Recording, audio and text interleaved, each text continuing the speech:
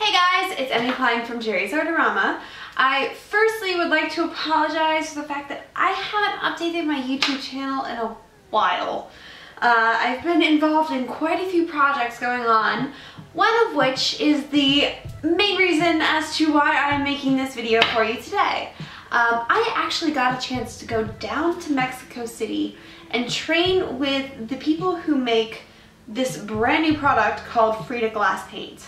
Now, Frida glass paint is a professional product. This stuff is wonderful in the sense that once it cures, it doesn't have that weird plasticky feeling that some glass paints will give you.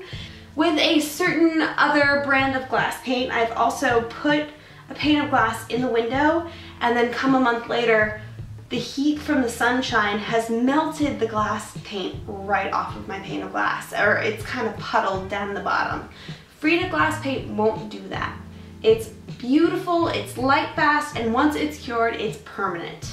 Now, this product is not water-based, it is solvent-based. That being said, it does have an odor to it. Now, I'm not going to, sugarcoat it. It does have that solvent smell, so if you're very sensitive to that, I wouldn't recommend this product for you. Now, if you don't have a problem with that, just make sure that your ventilation is being taken care of. Turn on a fan, open your windows, open your door, and make sure that the air is flowing around because you don't want the fumes to build up still. Frida does have their own solvent, but it's just a solvent base, so what I like to use is just a typical lacquer thinner. The only problem I have is that it's not easy to use this kind of a container to clean up all of your tools and everything that you're going to need to use for this product. So me personally, I just keep it in a mason jar. It's really easy. You just unscrew the lid, you do what you gotta do, but then you can cap it right at that didn't quite work, did it? Then you can cap it again and just make sure that your fumes aren't building up in your studio. So the typical way of using Frida glass paint in the most basic sense is like a faux stained glass, where you take the outliner, you draw your image. After it completely cures and it's nice and dry, you take your paint and then you just drop in the colors wherever you may want it. And once that's dried, you're good to go. And it's so simple and easy, and the effect is gorgeous, especially because Frida glass paint comes in a huge variety of colors. Not only that, it also comes in 4 different textures, which is really cool. Now, with the actual Frida glass paint, they do come in the 2 different sizes. This right here is the 500 milliliter, as this right here is 30. You are going to want a good layer of paint on your surface because as it dries, it kind of flattens itself out, and the thicker amount of paint you put onto your surface, the more the effect you'll see. Typically, Frida, you want to work on a very level and very flat surface, because if it has any kind of a lean to your table, all of your paint is going to pool to one side and it's going to be noticeable, especially with the effects. Like the crystal effect, if your paint puddles to one side, it's going to crystallize more on that side than the other, and you're going to notice.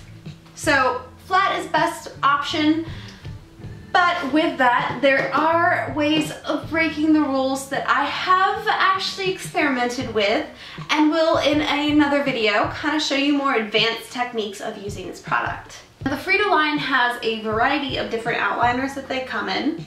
They have 6 colors. There's black, white, gray, and then these right here are the metallics. There's red, green, and then a black metallic, which is kind of cool because it gives it a little bit of a different effect.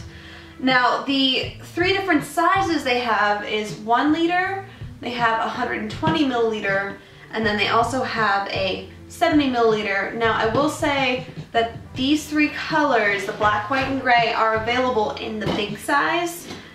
The metallics are only available in these 2 sizes right here. So you're not going to be able to get a very large jar of the metallics, but I mean, they're still available. Now, the one thing I do like about these small bottles is that you can just kind of open them up, and then you can use the bottle itself to draw your image, and then, you're good to go. Now, if you do get the 1 liter jar of the outliner, if you're going to be doing a lot of work, I would suggest you get the Flowline Expressions bottles. These are fantastic because they come in a pack of 6. Now to fill up one of these bottles, the easiest way I found was just to get a palette knife and kind of scoop it up and then just kind of stick it in there. Then you can cut the tip of this as thin or as thick as you want it. The further down the bottle you're going to cut, the thicker the line. If you get right up at the very top there, where the bottle just opens, you're going to get a very fine line. Now if you're anything like me, these do provide a nice thin line, but you want something a little bit more delicate. So what you might want to do is get the flow line bottles, which these are fantastic because they come empty as well, but they come with 3 different metal tips that you can switch out, and then you get a really, really, really fine line with these, which is fantastic. So this is the general idea of what Frida glass paint is. Now I'm going to actually get into how to use the outliner and how to use the glass paint itself in separate videos in more experimental ways, which will be coming out fairly soon. So hit that subscribe button and stay tuned to see what else I'm going to be doing with this stuff, because I have a lot of stuff all over my table and it's going to get interesting. Some things I have no idea how it's going to turn out, so yeah. We'll see. We'll see. You'll see. Just hit that subscribe button. You know.